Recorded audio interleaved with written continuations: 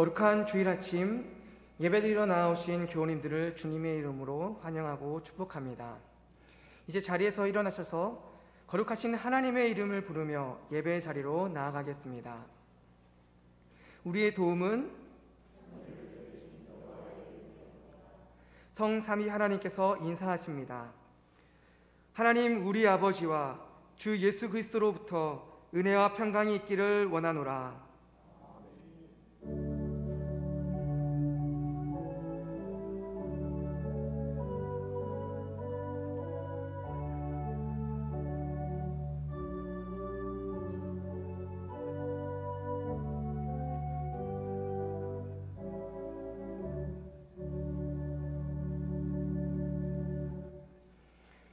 찬송 23장으로 하나님께 영광을 돌리겠습니다.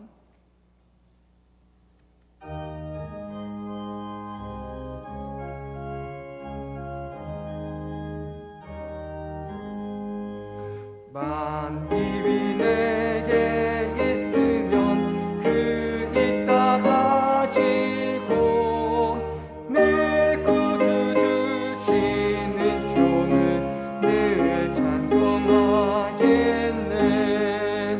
내 은혜로우신 하나님 날 도와주시고 그 크신 영광 널리 알게 하소서. 내 주의 귀한 이름이 날 위로하시고 이기의 음악 같으니 참 희락되도다. 내 죄의 권세 깨뜨려 그 결박 부시고 추한 마음을 비로소 고쳐게 하셨네. 아멘.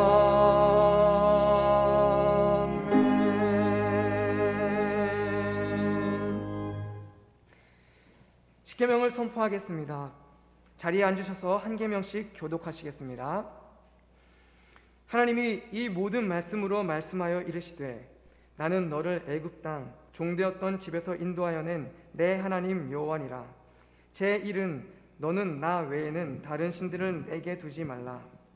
제2는 너를 위하여 새긴 우상을 만들지 말고 또 위로 하늘에 있는 것이나 아래로 땅에 있는 것이나 땅 아래 물속에 있는 것에 어떤 형상도 만들지 말며 그것들에게 절하지 말며 그것들을 섬기지 말라. 나 내 하나님 여호와는 질투하는 하나님인즉 나를 미워하는 자의 죄를 갚되 아버지로부터 아들에게로 3, 4대까지 이르게 하거니와 나를 사랑하고 내 계명을 지키는 자에게는 1000대까지 은혜를 베푸느니라. 제3은 나는 내 하나님 여호와의 이름을 망령되게 부르지 말라. 여호와는 그의 이름을 망령되게 부르는 자를 죄없다 하지 아니하리라. 제4는 안식일을 기억하여 거룩하게 지키라.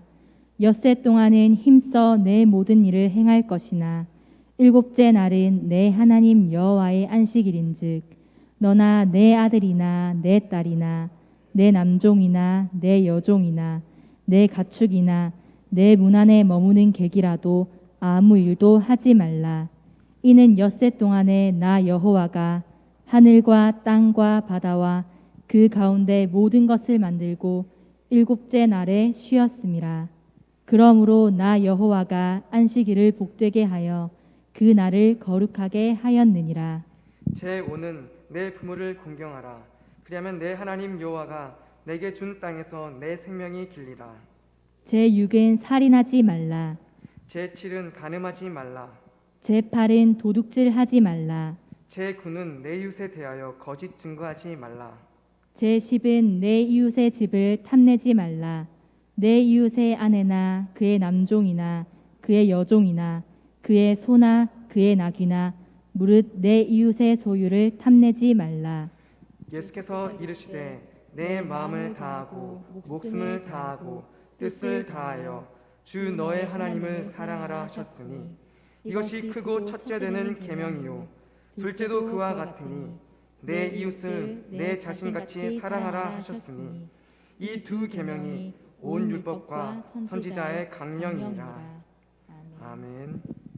이 시간 지난 한 주간을 돌아보며 하나님의 계명과 주님의 가르침대로 행하는데 부족하거나 잘못한 점이 있으면 우리의 죄를 고백하시겠습니다.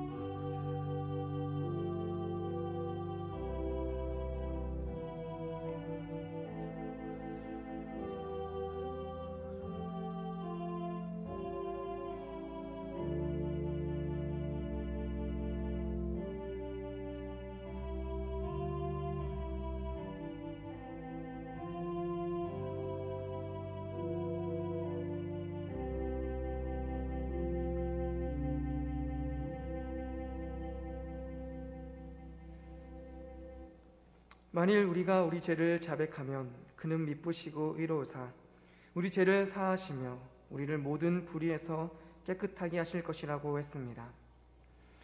진심으로 자신의 허물과 죄를 자백했다면 주님께서 모든 불의에서 우리를 깨끗하게 해주셨습니다. 이제 기쁜 마음으로 예배하십시오. 찬송가 425장을 다 함께 부르겠습니다.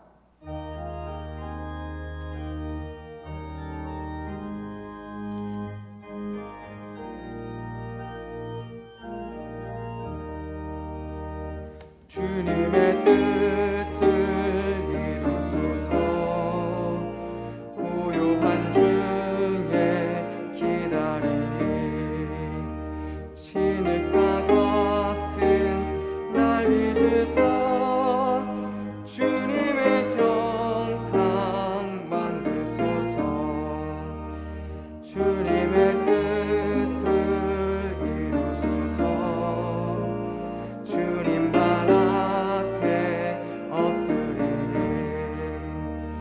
나의 맘속을 살피시사 눈보다 희게 하옵소서 주님의 뜻을 이루소서 병들어 몸이 피곤할 때 권능의 손을 내게 펴사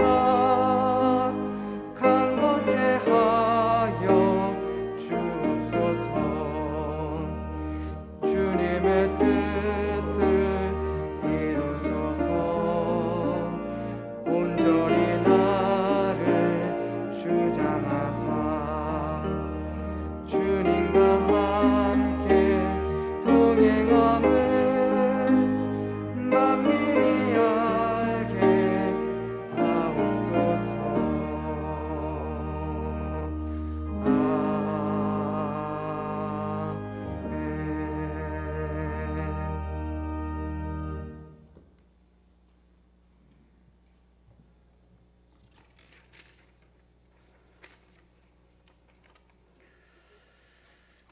변함없는 사랑으로 저희들을 늘 사랑하여 주시는 하나님 아버지 감사합니다.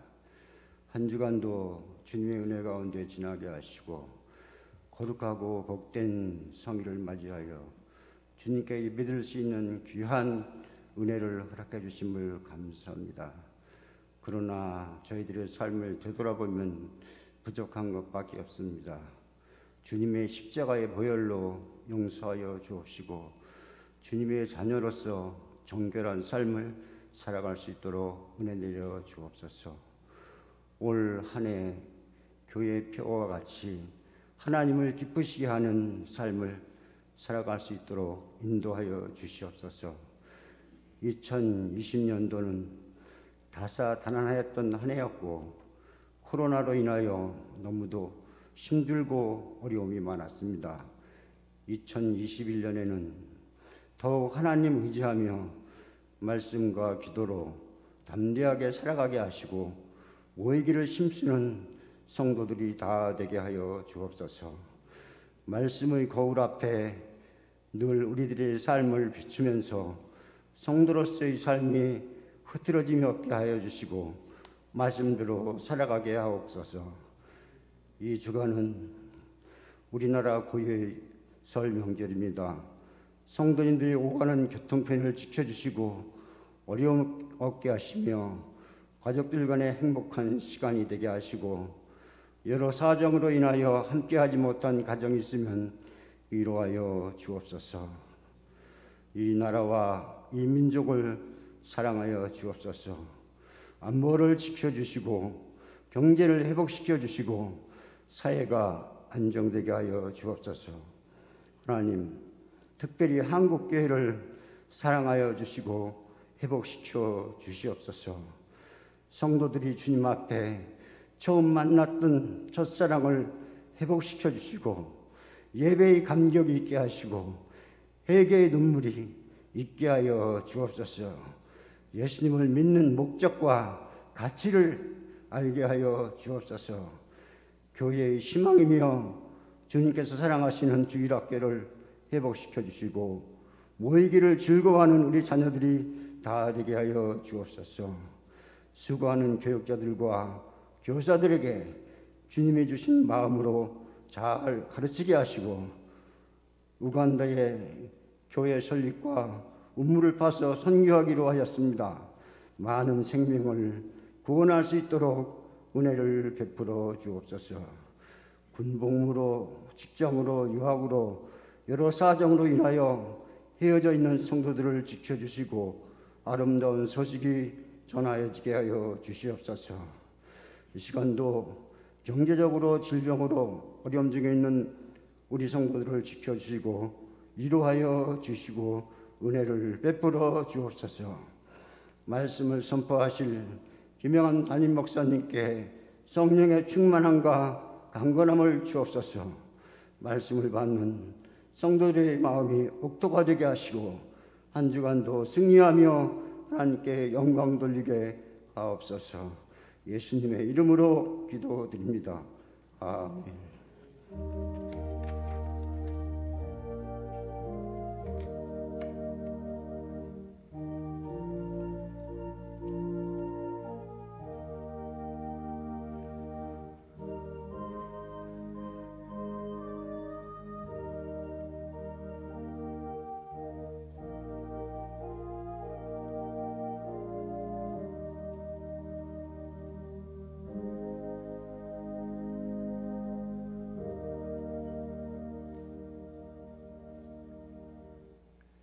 성경 봉독하겠습니다. 시편 15편 1절부터 5절까지입니다. 시편 15편 1절부터 5절까지입니다. 구약 성경 811면에 있습니다.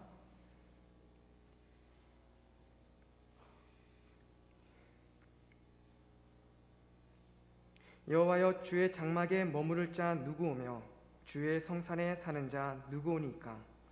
정직하게 행하며 공의를 실천하며 그의 마음에 진실을 말하며 그의 혀로 남을 허물하지 아니하고 그의 이웃에게 악을 행하지 아니하며 그의 이웃을 비방하지 아니하며 그의 눈은 망령된 자를 멸시하며 여호와를 두려워하는 자들을 존대하며 그의 마음에 서원한 것은 해로울지라도 변하지 아니하며 이자를 받으려고 돈을 꾸어주지 아니하며 뇌물을 받고 무지한 자를 해하지 아니하는 자이니 이런 일을 행하는 자는 영원히 흔들리지 아니하리이다. 아멘. 할렐루야. 아멘. 성삼위 하나님을 찬양합니다. 오늘 함께 살펴볼 말씀 시편 15편은 다윗의 시편으로 알려져 있습니다. 다윗이 왕이 되었을 때 그가 생각하기를 하나님의 언약궤를 예루살렘으로 옮겨야겠다, 그렇게 생각하고 무리 3만 명을 대동하여 언약궤를 옮기고자 하였습니다. 그 당시 언약궤는 기럇 여아림에 있는 아비나답의 집에 있었는데 무려 20년 동안 언약궤가 그곳에서 방치되어 있는 그런 상황이었습니다. 그래서 수레에다가 이 언약궤를 싣고 예루살렘으로 올라오는데 문제가 생긴 것은 이 수레가 낙원의 타작마당에 이르러서 소들이 뛰니까 수레에 얹어놓은 언약궤가 떨어지게 되어진 것입니다. 그러자 우사란 사람이 급히 그것을 붙잡았습니다. 언약궤가 떨어질까 해서.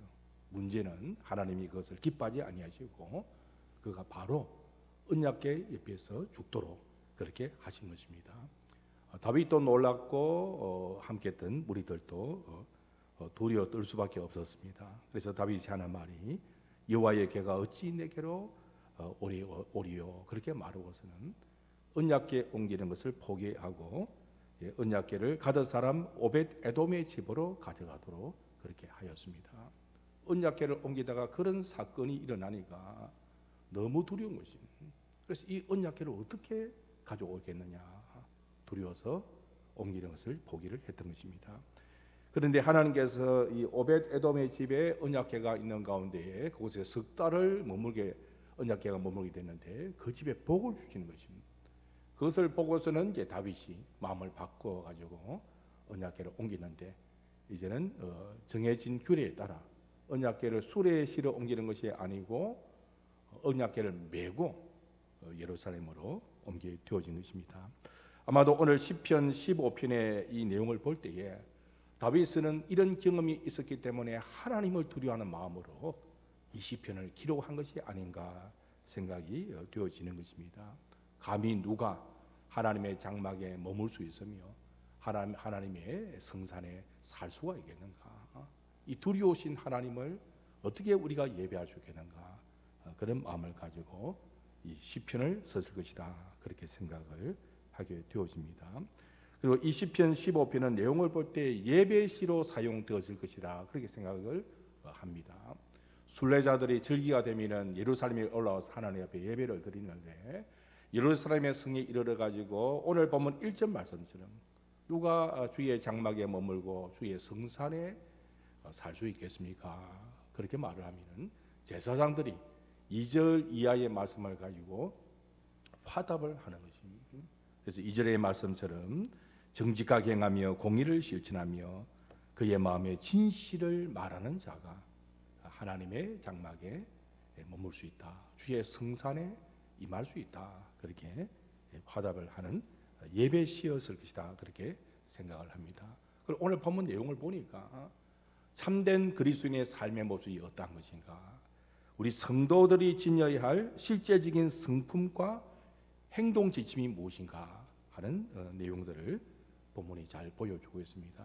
그래서 우리는 하나님의 백성들로서 어떻게 하면 하나님의 집에 합당한 사람이 될 것인가 주신 말씀의 교훈을 받고자 합니다. 오늘 본문에 보니까 첫 번째로 살펴보고자 하는 것은 다윗 신문을 던집니다. 하나님의 집에 합당한 사람이 누구냐? 1절 보니까 여호와여 주의 장막에 머무를 자 누구 오며 주의 성산에 사는 자 누구 오니까? 주의 장막과 성산은 예루살렘을 가리키는 말인데 장막은 하나님의 언약궤를 모시는 곳이고 성산은 시온산을 가리킵니다. 단지 장소만의 의미가 아니죠. 주의 장막과 주의 성산은 어떤 곳입니까? 하나님이 임재하시는 곳입니다. 그러니까 주의 장막에 머물고 주의 성산에 산다는 것은 거룩하신 하나님과의 만남을 의미하는 것입니다. 누가 감히 거룩하신 하나님을 만날 수가 있겠느냐? 그렇게 질문을 던지는 것입니다. 이에 대한 답변이 2절이죠. 정직하게 행하며 공의를 실천하며 그의 마음에 진실을 말하며. 그러니까 정직하게 행하는 자, 공의를 실천하는 자, 그의 마음에 진실을 말하는 자, 이 자만이 하나님의 장막에 머물 수 있고 하나님의 성산에 살 수가 있다 하는 것입니다. 정직하게 행하며라고 번역을 했는데 다르게 번역하면은 온전하게 행한다는 것은 삶이니까 온전하게 사는 사람을 가리키는 것입니다. 그래서 이 정직하게라는 이 단어가 잠언 28장에서는 성실하게 그렇게 번역이 되었고요. 창세기 6장에 보면 노아를 가리켜서 당대의 완전한 자라 했을 때 이 단어가 사용되었고 또 창세기 17장에 보면은 아브라함을 향하여 너는 내 앞에서 행하여 완전하라 할 때 완전하는 이 말이 오늘 본문에 정직하게라는 단어가 이제 같이 사용이 되어진 것입니다. 그러니까 사람을 털면은 먼지가 나와야 되는데, 다르게 말하면 사람이 털려가지고 먼지가 나오는 게 아니고 향기가 나는 사람, 그 사람이 바로 정직하게 행하는 사람, 온전하게 사는 사람, 그렇게 말씀을 드릴 수가 있는 것입니다. 공의를 실천한다는 것은 반대 개념으로 악을 행하지 않은 것입니다. 어를 실천하는 것입니다. 어롭게 산다, 그렇게 이제 말을 하는 것입니다. 그리고 그의 마음의 진실을 말하며라는 말은 이제 거짓을 말하는 것과 반대 개념이죠. 직역을 하면 그의 마음속의 진리를 말하는 사람이라는 뜻입니다. 스스로에게 자기 마음속에 진리를 말하는 것입니다. 스스로 거짓되지 아니하고 스스로 속이지 않은 사람입니다. 그래서 NIV 영어 성경에는 번역하기를 그의 마음으로부터 진리를 말하는 사람, 그렇게 번역을 해놓고 있습니다. 하나님께서 우리에게 무엇을 요구하십니까? 하나님은 우리의 제사보다도 순종을 더 기뻐하신다, 그렇게 말씀을 하지 않습니까? 순종이 없는 제사. 우리 오늘 이 시간에 예배 드리러 하나님 앞에 나왔는데 하나님은 그저 우리가 예배 드리러 와서 앉아 있기만을 원하시는 하나님이 아니시고, 우리가 이 자리에 오기 전에 어떤 삶을 살아야 되는 것인가 하는 것을 하나님이 보여주고 계시는 것입니다. 그래서 우리가 하나님의 집에 나올 때에, 예배드리러 나올 때에 우리의 모습이 어떻게 될 것인가, 완전한 삶을 살아야 됩니다. 그리고 어를 행해야 됩니다. 그리고 마음으로 진실을 말하는 모습으로 살다가 하나님 앞에 나올 때에 하나님이 우리를 받으시고 우리의 예배를 받으시고 영광을 거두신다는 것입니다. 그래서 우리는 오늘 말씀을 통해 우리 자신들을 한번 돌아봐야 됩니다. 과연 나는 오랫동안 예수님을 믿어왔고, 저 같은 경우에는 목사이고, 또 여러분 가운데서는 직분자이기도 하고, 또 우리는 참 영광스러운 이름은 성도라는 이름을 가졌는데, 과연 저와 여러분이 하나님의 집에 합당한 사람인가, 자신을 돌아보는 시간이 되기를 원하는 것입니다. 두 번째로 생각하자는 것은 이런 질문과 답이 있고 나서 보다 더 구체적으로 하나님의 집에 합당한 자가 어떻게 살아야 되는가, 삶의 지침을 3절부터 5절까지 해서 계속 보여주고 있습니다. 그래서 하나님의 집에 합당한 사람은 어떻게 살아야 되는가, 사람들과의 관계 속에서, 또 하나님과의 관계 속에서, 또 물질과의 관계 속에서 정말 우리가 완전하게 어렵게 진실되게 살고 있는가, 오늘 본문이 어떻게 살아야 되는지를 가르쳐 주는 것입니다. 우선 3절 말씀 보면 이웃과의 관계를 잘 보여줍니다. 이웃과의 관계는 우리가 어떻게 되어져야 됩니까? 3절에 보니까 그의 혀로 남을 허물하지 아니하고 그의 이웃에게 악을 행하지 아니하며 그의 이웃을 비방하지 아니하며 그랬습니다. 이게 바로 하나님 앞에 어렵고 완전하고 진실되게 사는 모습이라는 것입니다. 그의 혀로 남을 허물하지 아니하고 그의 혀로 남을 허물하지 않고를 직역하면은 자기 혀로 누구의 발자취를 뒤쫓지 않는다, 그런 의미입니다. 어떤 의미입니까? 사람의 뒤를 밟아가지고 잘못을 키워내가지고 그것을 헐뜯고 험담하는 일, 그런 일을 하지 않는다는 것입니다.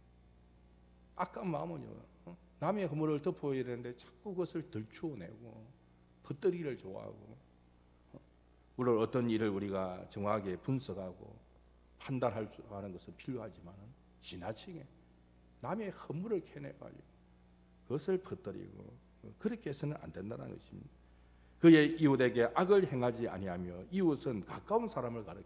친밀한 사람, 친구가 될 수 있고 이웃집 사람이 될 수 있고 친척이 될 수 있습니다. 그들에게 악을 행하지 않는다는 것입니다. 설사 뭐 선을 베푸지 못한다더라도 악을 행해서는 안 되는데, 악을 이웃에게 행해서는 안 된다는 것이, 그의 이웃을 비방하지 아니하며, 비방하다는 말은 조롱하고 모독한다는 것입니다. 이웃을 향하여 조롱하고 모독하고 해를 가하지 않은 것입니다. 그래서 예수님께서도 산상보훈에서 그렇게 말씀하지 않으셨습니까? 마태복음 5장 23절 24절에 보면은 그러므로 예물을 제단에 드리려다가 거기서 내 형제에게 원망 들을 만한 일이 있는 것이 생각나거든 예물을 제단 앞에 두고 먼저 가서 형제와 화목하고 그 위에 와서 예물을 드리라, 그렇게 예수님이 말씀하셨습니다. 예배 드리러 나왔다가 내가 형제에게 상처를 줬구나, 형제에게 원망될 일이 있구나. 그러면 예물을 두고 먼저 화해하고 와서 하나님 앞에 예배에 합당한 자의 모습으로 와서 예배를 드리라. 주님께서도 그렇게 가르치신 것입니다. 특히 예배자의 모습은 언어 생활이 대단히 중요합니다. 성경은 우리의 신앙의 성숙의 모습이 언어를 통해서 나타난다, 그렇게 가르치고 있습니다. 잠언 6장 16절부터 19절에 보니까 하나님이 미워하시는 것, 하나님의 마음에 싫어하시는 것이 67가지가 있다고 했습니다. 그 내용이 17절부터 나타납니다. 곧 교만한 눈과 거짓 혀와 무지한 자의 피를 흘리는 손과 악한 계교를 깨하는 마음과 빨리 악으로 달려가는 발과 거짓을 말하는 망령된 증인과 미 형제 사이를 이간하는 자이니라, 그렇게 말씀하고 있습니다. 이 말씀 보면 하나님이 미워하시는 67가지 가운데에 3가지가 어려움이다. 거짓된 혀, 그렇게 말씀하고 있고요. 거짓을 말하는 망령된 증인, 위증하는 것이, 그리고 형제 사이를 이간하는 자다. 이간하는 것이. 어떤 사람은 뭐 사람들끼리 이간시키고, 목사와 교인들을 이간시키고, 교인들끼리 이간시키고, 하나님이 아주 미워하시는 것입니다. 우리는 그런 입술로의 죄를 범해서는 안 된다, 그렇게 성경은 가르칩니다. 우리가 예수님 믿고 옛 사람을 버리고 벗어버리고 새 사람을 있게 되어집니다. 바울은 그렇게 말합니다. 구원받고 새 사람이 되어진 그 특징이 무엇인가? 참된 말을 하는 것이다, 그렇게 가르칩니다. 에베소서 4장 25절에 보니까 그런즉 거짓을 버리고 각각 그 이웃과 더불어 참된 것을 말하라. 이는 우리가 서로 지체가 됨이라, 그렇게 가르칩니다. 이 본문 앞에 보니까 옛 사람을 벗어버리고 새 사람을 입으라는 것입니다. 옛 사람을 벗어버리고 새 사람을 입는 그 일 가운데 하나가 거짓을 버리고 참된 것을 말하는 것입니다. 예수님 믿고 나서는 이제 거짓말을 할 수 없습니다. 예수님 믿고 나서 이제는 참말을 해야 되는 것입니다. 이게 새 사람의 모습이라는 것입니다. 야고보도 마찬가지죠. 야고보서에 보면은 행함 없는 믿음은 죽은 믿음이다. 행함이 있는 믿음을 가지게 된다. 살아있는 믿음이다. 그러면서 가르치는 가운데 언어 생활을 굉장히 중요하게 가르칩니다. 야고보서 3장 2절에 보니까 우리가 다 실수가 많으니 만일 말에 실수가 없는 자라며 곧 온전한 사람이라 능히 온몸도 굴레 씌우리라, 그렇게 가르칩니다. 우리가 다 실수가 많으니, 그렇게 말합니다. 말에 실수가 없는 사람은 없습니다. 남 생각이 전에 저 자신부터 들었습니다. 말에 실수가 있고, 여러분 가운데 저는 말에 실수가 없습니다. 그런 사람은 아무도 없습니다. 그래서 우리는 옛 사람을 벗어버리고 새 사람을 입으면서 할 수 있는 대로 말에 실수하지 않도록 조심을 해야 되는 것입니다. 야고보서 1장 26절에 보니까 누구든지 스스로 경건하다 생각하며 자기 혀를 재갈 물리지 아니하고 자기 마음을 속이면 이 사람의 경건은 헛것이라 그랬습니다. 신앙 성숙의 모습은 말에서 나타납니다. 어떤 사람 만나서 대화를 해보면 그 사람의 인생관을 알게 되어지죠. 우리의 입술을 통해서 우리의 신앙의 성숙한 모습이 나타나는 것입니다. 회의를 하다가도 나타납니다. 구역 모임을 가지다가도, 기관 모임을 가져가다가 나타납니다. 말은 많은데 그 말 속에 가시가 있고요, 남에게 상처를 주는 말이 있고, 그런 실수를 범하는 일이 우리가 얼마나 많습니다. 본인은 잘 몰라요. 남에게 상처 주는 말을 해놓고 자기는 잘했다고 생각하는 그런 어리석은 사람들, 그런 분들은 참 교회 공동체를 어렵게 만드는 사람입니다.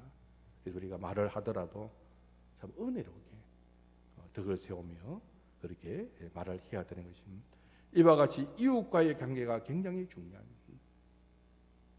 이웃에게 악을 행하지 않고 이웃을 비방하지 아니하는, 험담하지 아니하는 그런 모습이야 대만이 하나님의 집에 합당한 사람이다, 그렇게 본문이 가르치고 있는 것입니다. 그 다음에 하나님과의 관계에 있어서 하나님을 두려워하는 사람이 되어야 됩니다. 다윗은 하나님을 두려워하는 사람이었습니다. 그래서 오늘 본문 4절에 이렇게 그가 말을 합니다. 그의 눈은 망령된 자를 멸시하며 여호와를 두려워하는 자들을 존대하며 그의 마음에 서운한 것은 해로울지라도 변하지 아니하며. 다윗은 하나님을 두려워한 사람이었어요. 사울 왕이 그를 죽이려고 했을 때 그는 아무런 죄도 없었습니다. 또 사울 왕을 죽일 기회가 있었음에도 불구하고 그는 사울 왕을 죽이지 않았어요. 왜? 하나님이 두려운 것입니다. 어쨌든 그런 왕이라 할지라도 하나님이 그 왕을 세우신 것입니다. 그래서 사울을 죽이지 않았어요. 왜? 하나님이 두려웠어요. 그래서 하나님은 다윗을 기뻐하셨습니다. 그래서 오늘 본문이 그렇게 말합니다. 그의 눈은 망령된 자를 멸시하며 여호와를 두려워하는 자들 존대하며, 그렇게 말합니다. 이 망령된 자라는 뜻은 문자적으로 무가치한 사람, 무가치한 인생을 의미합니다. 반대 개념이 하나님을 두려워한 자입니다. 이 망령된 자는 하나님을 두려워하지 않은 자입니다. 그래서 망령된 자를 멸시하고 아예 무시해버리는 것입니다. 그리고 여호와를 두려워하는 자들 존대하라. 여호와를 두려워하지 않은 자와 엄격히 선을 끊고 교제하지 말라. 시편 1편 1절에 보니까 복 있는 사람이 어떤 사람입니까? 선을 잘 끊는 사람입니다. 시편 1편 1절에 보니까 복 있는 사람은 악인들의 꾀를 따르지 아니하며 죄인들의 길에 서지 아니하며 오만한 자들의 자리에 앉지 아니하고 그랬습니다. 끼리끼리죠. 끼리끼리 문화가 있습니다. 참 신기합니다. 악한 자는 악한 자끼리 모입니다. 선한 자는 선한 자끼리 모입니다. 그래서 우리는 어디에 서야 되느냐? 하나님을 두려워한 자를 가까이 됩니다. 그리고 망령된 자, 하나님을 두려워하지 않은 자를 멀리 해야 됩니다. 하나님을 두려워하지 않고 자기 잘나는 맛에 사는 사람이 아무리 똑똑하게 보이고 아무리 가진 게 많다 할지라도 그런 사람을 가까이 하면 안 됩니다. 설령 하나님을 두려워하지만은 가진 것이 없고 소외된 자라지라도 하나님을 두려워한 자를 존중히 여겨야 되는 거지. 그런 사람이야말로 하나님의 집에 합당한 자이다. 본문이 그렇게 가르치고 있는 것입니다. 그리고 오늘 본문에 보니까 그의 마음에 서운한 것은 해로울지라도 변하지 아니하며 그랬습니다. 서원은 하나님 앞에 하는 것이거든요. 서원을 해놓고 보니까 그 서원을 지키려면 내가 손해를 볼 수도 있습니다. 그 서원은 하나님 앞에 한 것이기 때문에 하나님이 두려워서 설령 내가 손해를 보더라도 그 서원을 지키는 것이, 그렇게 사는 것이 하나님의 집에 합당한 자의 모습이다. 그렇게 가르치는 것입니다. 하나님은 살아계십니다. 심은 대로 걸게 하신 분이십니다. 그래서 우리는 하나님을 두려워하는 마음을 가지고 이웃을 바라보고 그렇게 살아가야 하는 것입니다. 그리고 세 번째로 이 본문에 보니까 5절을 보니까요, 세상 물질과의 관계에서도 우리는 바른 삶을 살아야 됩니다. 5절 상반절에 뭐라고 말씀합니까? 이자를 받으리고 돈을 꾸어주지 아니하며 뇌물을 받고 무지한 자를 해하지 아니하는 자이니, 그렇게 말합니다. 이자를 받고 돈을 꾸어주지 마라. 돈을 빌리할 정도 같으면 참 가난한 사람이거든요. 특히 성경은 동족에게, 이스라엘 사람들이 동족에게 돈을 꾸어줄 때는 이자를 받지 말라, 그냥 사랑으로 도와주라, 그렇게 가르치고 있습니다. 안 그래도 힘이 든데 가난한데 높은 이자를 받으면 더 가난하게 만들고 더 힘들게 만들거든요. 이것은 하나님 보시기에 악한 일이라는 것이, 물론 돈을 막 무작정 빌려주고 해서는 안 되겠지만 사랑으로 섬기는 마음으로 빌려줘라. 그러면 하나님이 우리에게 복을 주신다는 것입니다. 특히 이스라엘 백성들은 동족들 간에 이 돈을 빌려주는 것은 이자를 못 받도록 했습니다. 그러나 이제 다른 나라 사람들에게는, 타국인에는 이자를 받아도 되었습니다. 신명기 23장 19절 입술 보면은 이렇게 율법이 정해두었습니다. 네가 형제에게 구워 주거든 이자를 받지 말지니 곧 돈의 이자, 식물의 이자, 이자를 낼 만한 모든 것의 이자를 받지 말 것이라. 타국인에게 네가 구워 주면 이자를 받아도 되거니와 내 형제에게 구워 주거든 이자를 받지 말라. 그리하면 내 하나님 여호와께서 네가 들어가서 차지할 땅에서 내 손으로 하는 범사에 복을 내리시리라. 형제를 사랑하는 마음으로 그냥 돈을 빌려주면 하나님께서 범사에 복을 주시겠다, 그렇게 약속을 하신 것입니다. 제가 듣기로는 이제 어느 선생님이 독일에 살고 계시는데 다니시는 교회에서는 그렇게 행한답니다. 구제헌금을 따로 모은답니다. 그러면 은행에 돈을 모아놓으면 그 교인들 중에 어려운 분들이 무이자로 그것을 빌려간다. 그리고 또 그리고서 이제 갚을 때 오면 갚고, 그래서 이 구제비를 모아놓고 정말 꼭 필요한 사람 이렇게 돈을 빌려가도록 그렇게 교회가 행한다. 물론 유로 교회가 참 쇠퇴한 교회라지만은 그들의 정신을 보면 참 아름다운 모습이 많습니다. 우리도 할 수 있으면 그렇게 하면 얼마나 좋겠습니까? 제가 섬기던 교회 원로 목사님이 그런 말씀하시더라고요. 제가 참 섬겼던 교회 목사님입니다. 5번째 줄이지 않습니다. 그때는 구제헌금을 해가지고 그 구제헌금은 담임 목사님 재량껏 가난한 자를 도와줄 수 있도록 당회가 허락해가지고 그 돈을 이제 목사님이 재량껏 어려운 사람을 도와주고, 물론 복원은 철저히 당회하고 그렇게 구제했다. 구제하면은 복을 받는다. 그런 말씀하신 것을 들었습니다. 어쨌든 우리는 내가 뭔가를 가졌을 때 왜 하나님이 나에게 물질의 복을 주시겠습니까? 성비라고 그런 것입니다. 우리 하단교회는 역사가 깊은 교회입니다. 저도 부산노예 하면 부산노예에서 하단교회 위상이 있습니다. 그러니까 우리는 남이 하는 것보다 더 베풀 수 있는 그런 아름다운 모습을 보일 때에 그 돈 따져봤자 얼마 되질 않습니다. 하나님이 더 높여주십니다. 더 복을 주십니다. 움켜쥐면요, 개인이 움켜쥐고 교회가 움켜쥐면 절대로 복을 못 받습니다. 하나님은 베풀을 때에 흔들어 눌러치고 신다 하셨습니다. 뭐 다른 교회가 뭐 얼마 내든지 그거 따질 필요 없습니다. 우리 하단교회가 더 섬긴다. 성님의 자세가 중요해요. 인색하면은 절대로 하나님의 복을 못 받습니다. 저와 여러분이 주님의 마음을 가지고 베풀 수 있는 그런 쉽게 말 통큰 마음. 저는 우리 성도들이 좀 통이 크면 좋겠어요. 교회가요, 구멍가게 사고를 가지면 구멍교회 가게밖에 안 되는 교회가 됩니다. 그러나 사업가의 그런 큰 마인드를 가지고 움직이면요, 하나님이 그 교회에 복을 주셨어. 성도들의 사업이 복을 받게 하시고 하나님이 그 교회를 통하여 큰 일을 이루어 가시는 거죠. 왜 우리에게 복을 주시는가? 성기라고 주시는 거죠. 그래서 이자를 받지 말고 돈을 구워줘라, 그렇게 가르치고 있습니다. 또 아울러서 뇌물을 받고 무지한 자를 해하지 아니하는 자는 이거죠.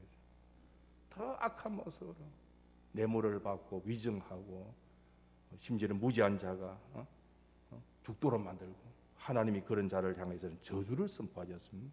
신민기 27장 25절을 보니까 무지한 자를 죽이려고 뇌물을 받는 자는 저주를 받을 것이라 할 것이요 모든 백성은 아멘 하시니라 그랬습니다.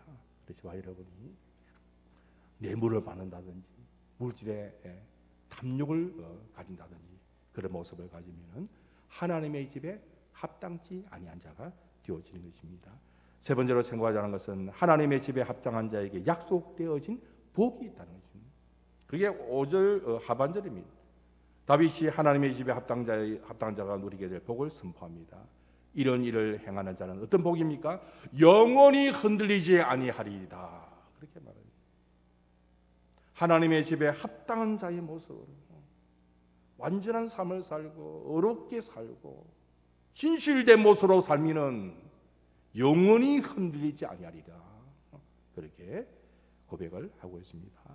흔들리지 아니한다는 말은 시편에 자주 사용되고 있는 말입니다.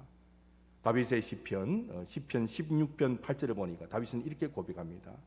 내가 여호와를 항상 내 앞에 모심이여 그가 나의 오른쪽에 계심으로 내가 흔들리지 아니하리로다. 하나님이 그의 오른편에 계시기 때문에 그는 흔들리지 않는다는 것입니다. 시편 21편 7절도 다윗의 시편입니다. 왕이 여호와를 의지하오니 지조하신 이의 인자함으로 흔들리지 아니하리라. 하나님의 집에 합당한 모습으로 살면요, 반석 대신 하나님께서 약속하였습니다. 그 하나님을 의지함으로 말미암아 결코 실패하지 않는다. 영원히 실패하지 않는다. 흔들리지 아니한다. 그렇게 약속의 말씀을 주신 것입니다. 그래서 우리가 그냥 나와서 예배 드린다고 하나님이 우리에게 복을 주시는 거 아닙니다. 예배에 합당한 삶을 살 때에 하나님이 우리 예배를 기뻐 받으시고 영원히 흔들리지 아니하는, 코로나가 문제가 아니라 불경기가 문제가 아니라 온갖 원수들이 대적한다 할지라도 전혀 흔들리지 아니하는 그런 복을 하나님이 주시는 것입니다. 이 시간 저와 여러분이 우리의 모습을 한번 돌이켜봐야겠습니다. 과연 우리가 하나님의 집에 합당한 자의 모습으로 살아왔는가? 또 지금 살고 있는가? 나의 삶이 정말 하나님 보시기에 완전하고 어렵고 진실된 모습으로 살고 있는 것입니다. 목사님 접니다. 그렇게 말할 사람이 누가 있겠습니까? 여기서 있는 저 자신부터 오늘 말씀을 비춰볼 때 내가 참 부족하구나 하는 생각을 하게 되는 것입니다. 흠없는 사람 아무도 없습니다. 완전한 사람 없습니다. 의를 온전히 행한 사람, 온전히 진실된 사람 없습니다. 그런데 하나님께서 오늘 왜 우리에게 이 말씀을 주시겠습니까? 부족한 자이지만 우리가 하나님 보시기에 하나님의 집에 합당한 자의 모습으로 변화되어질 것을 하나님이 원하신다는 것입니다. 저와 여러분이 하나님의 집에 합당한 자로 살려면 몇 가지 실천해야 될 것이 있는데, 제일 중요한 것 중에 하나가 첫째로 자기 의를 내세우면 안 됩니다. 언제 우리가 의로웠다고 교만해지고 자기 자랑하고 그렇게 살게 되어졌습니다. 우리는 우리의 의를 내세울 게 아무것도 없습니다. 착각하면 안 됩니다. 시편 14편 2절 3절에 이렇게 말씀합니다. 여호와께서 하늘에서 인생을 굽어 살피사 지각이 있어 하나님을 찾는 자가 있는가 보시려 하신즉 다 치우쳐 함께 들어온 자가 되고 선을 행하는 자가 없으니 하나도 없도다. 그래서 로마서에 보면은 의인은 없나니 하나도 없다 그랬습니다. 로마서 3장 6절에 보니까 그러므로 율법의 행위로 그의 앞에 의롭다심을 얻을 육체가 없나니 율법으로는 죄를 깨달음이라 그렇게 말씀하고 있습니다. 우리가 가진 건 죄밖에 없습니다. 태어날 때 가져온 것이 죄고요. 가진 것이 죄밖에 없습니다. 뭘 잘났다고 자기 의를 드러내겠습니까? 교회에서 조금 열심히 봉사하면 자기 의가 드러납니다. 교회에서 조금 중직을 맡으면 자기 의가 드러나기 시작합니다. 교회에서 조금 하나님 앞에 남보다 더 드러는 게 있으면 자기 의가 드러나는 것입니다.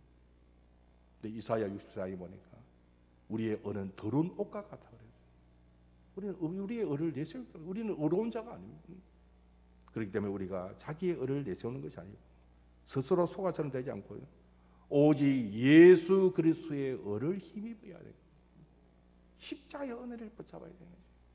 나 같은 죄인을 구해주신 주님의 십자가의 은혜가 없다면 감히 우리는 이 자리에 나와서 예배 드릴 수 없는 자라는 사실을 우리는 알고 나의 은은 내려놓고 아무리 충성봉사해도 아무리 교회에서 큰일을 맡아도 우리는 무익한 종입니다. 당연히 하나님께 드려야 되는 것이고 당연히 하나님을 섬겨야 되는 것인데 우리의 의를 무엇을 내세울 게 있겠습니까? 그저 나 같은 죄인이 구해주시는 감사하며 예수님의 십자가 붙잡고 예수님의 의를 붙잡고 사는 것입니다. 그래서 로마서 3장 21절 22절에 보니까 바울은 이렇게 말합니다. 이제는 율법 위에 하나님의 한 의가 나타났으니 율법과 선지자들에게 증거를 받은 것이라. 곧 예수 그리스도를 믿음으로 말미암아 모든 믿는 자에게 미치는 하나님의 의니 차별이 없느니라. 십자가의 의는 차별이 없습니다. 목사롭고 뭐 더 어려운 것도 아니고 오늘 처음 교회 나왔다 나온 새가족을 해가지고 덜 어려운 것도 아니고 누구든지 십자가의 은혜만 붙잡으면 하나님은 우리를 어렵다 인정해 주시고 하나님의 집에 합당한 사람으로 세우시는 얼마나 감사한지 모릅니다. 그래서 자기 의를 내세우지 말고요. 끝까지 겸손하게 예수님의 십자가의 은혜에 붙잡고 하나님의 엄한 힘이 호흡이 끝나는 그날까지 그렇게 우리는 살아야 하는 것입니다. 그리고 두 번째로 우리가 하나님의 집에 합당한 자로 살려면 어떻게 되느냐? 기도해야 됩니다. 그래서 기도하는 것입니다. 시편 119편 33절에서 37절 보면은 시편 기자가 이렇게 기도합니다. 여호와여 주의 율례들의 도를 내게 가르치소서. 내가 끝까지 지키리이다. 나로 하여금 깨닫게 하여 주소서. 내가 주의 법을 준행하며 전심으로 지키리이다.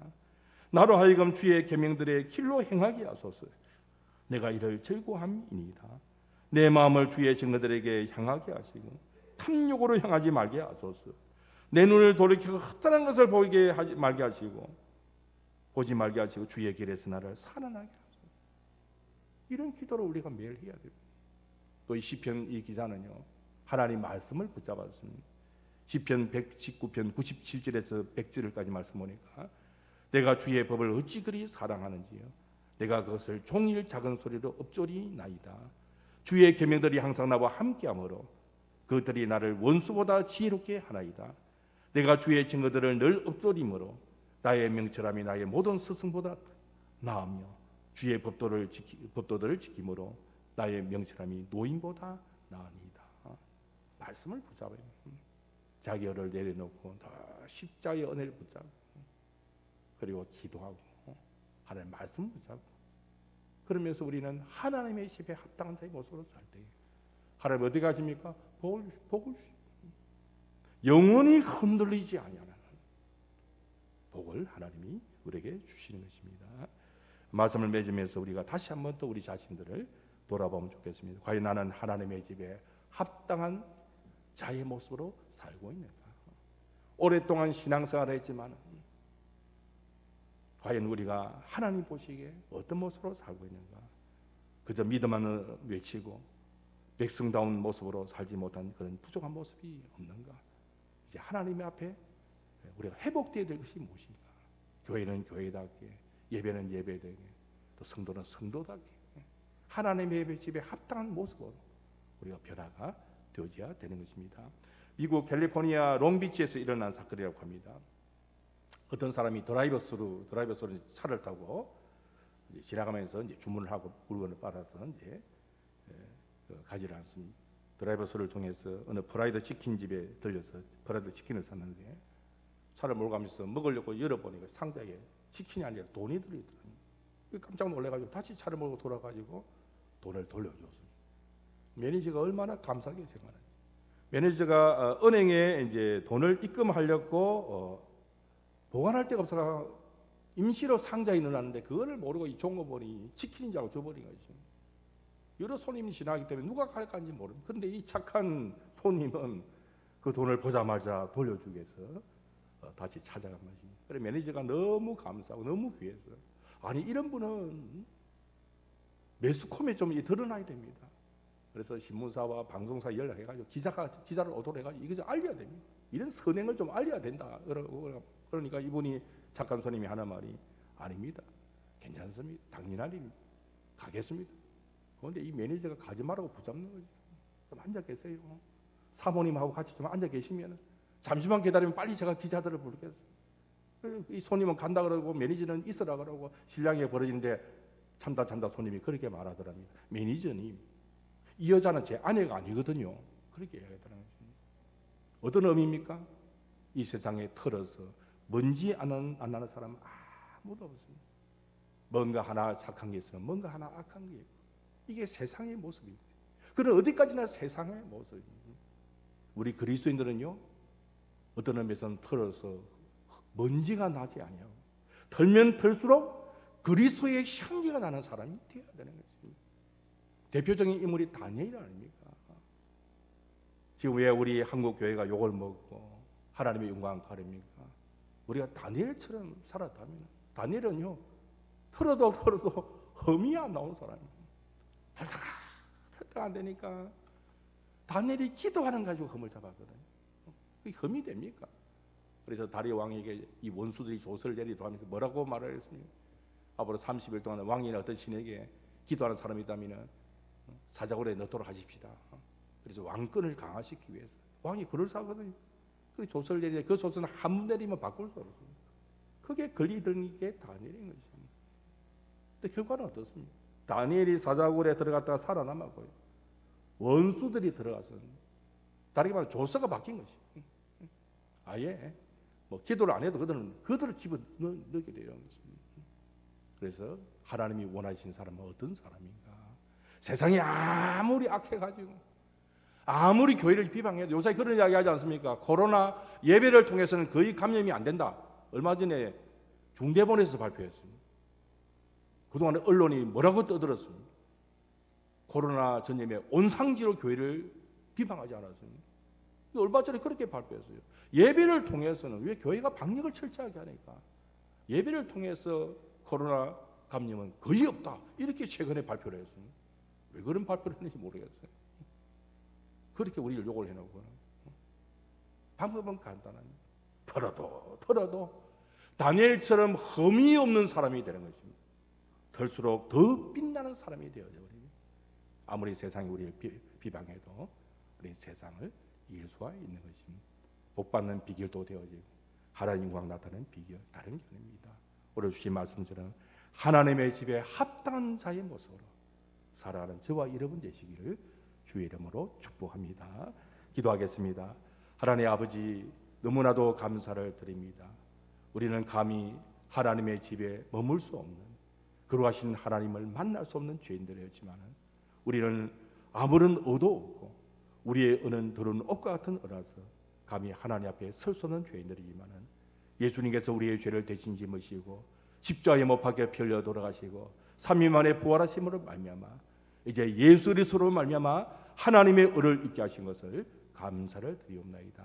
그럼에도 불구하고 우리가 하나님의 주신 그 은혜를 저버리고 하나님의 집에 합당하지 못한 모습으로 살았던 것을 회개하오니 하나님 용서하여 주시옵소서.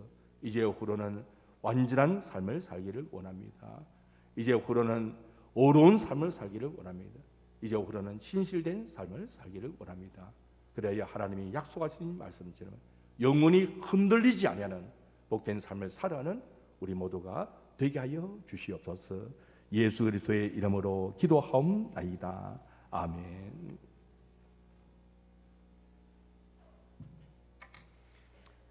사도신경으로 신앙 고백하시겠습니다. 나는 전능하신 아버지 하나님, 천지의 창조주를 믿습니다.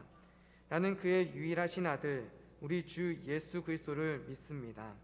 그는 성령으로 잉태되어 동정녀 마리아에게서 나시고 본디오 빌라도에게 고난을 받아 십자가에 못 박혀 죽으시고 장사된 지 사흘 만에 죽은 자 가운데서 다시 살아나셨으며 하늘에 오르시어 전능하신 아버지 하나님 우편에 앉아 계시다가 거기로부터 살아있는 자와 죽은 자를 심판하러 오십니다. 나는 성령을 믿으며 거룩한 공교회와 성도의 교제와 죄를 용서받는 것과 몸의 부활과 영생을 믿습니다. 아멘. 찬송가 455장 부르며 봉헌하도록 하겠습니다.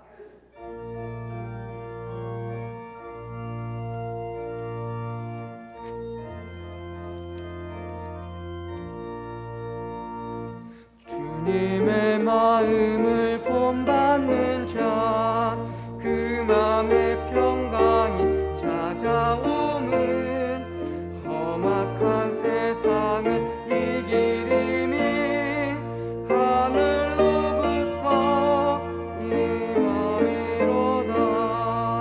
주님의 마음 본받아 살면서 그 거룩하신 나도 이루리. 주 모습 내 눈에 안 보이며 그 음성 내 귀에 안 들려도 내 영혼 날마다 주를 만나 신령한 말씀 늘 배우도다. 주님의 마음 본받아 살면서 그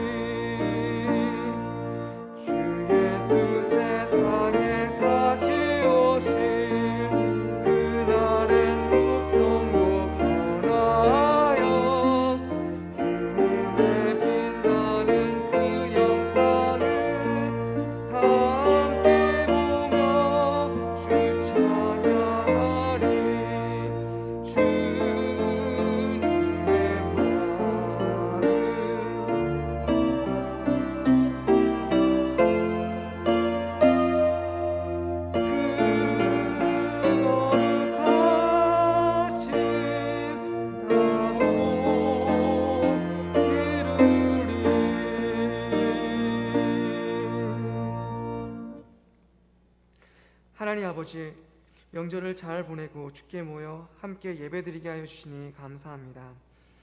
우리가 하나님의 은혜에 감사하여 정성껏 헌금을 준비할사오니 하나님, 우리의 귀한 마음을 받아 주시옵소서.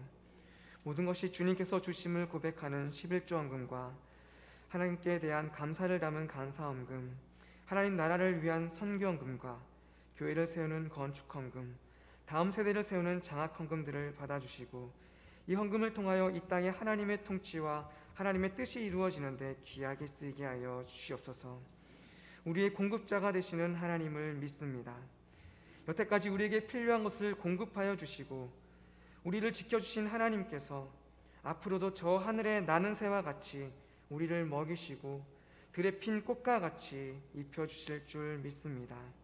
예수 그리스도의 이름으로 기도합니다. 아멘. 광고 말씀 드리겠습니다.